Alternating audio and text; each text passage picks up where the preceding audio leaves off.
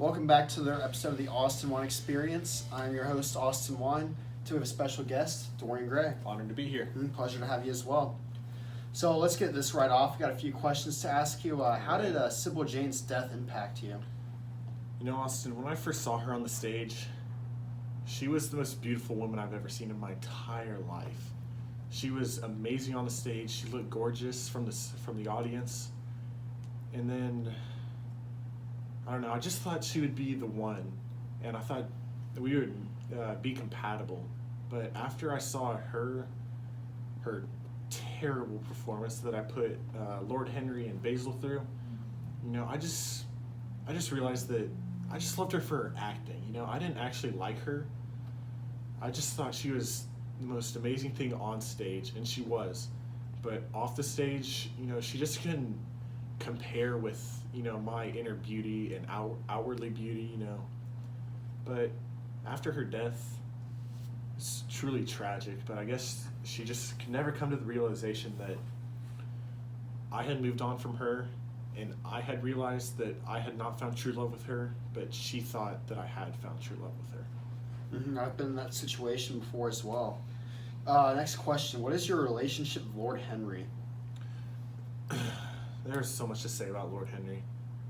Before he came into my life, I was just this nobleman, you know, I had money.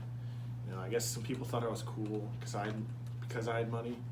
But when he came into my life, like, I can't even begin to describe how much better my life has been since coming into contact with him. You know, he's opened my mind, you know, so many new pathways, you know, so many new ways of thinking. And you know, I don't know where I'd be without him. He's just been a great mentor for me. He's just always been there. All right, next question. This is a cool one, actually. What is your response to the rumors surrounding your lifestyle and your use of drugs? That is 100% false. I've never touched drugs. I never will. I just consider the use of drugs to be far below, you know, the class where I'm at. Can agree with that. How have you maintained your flawless appearance through all these years, though? 1 second, please.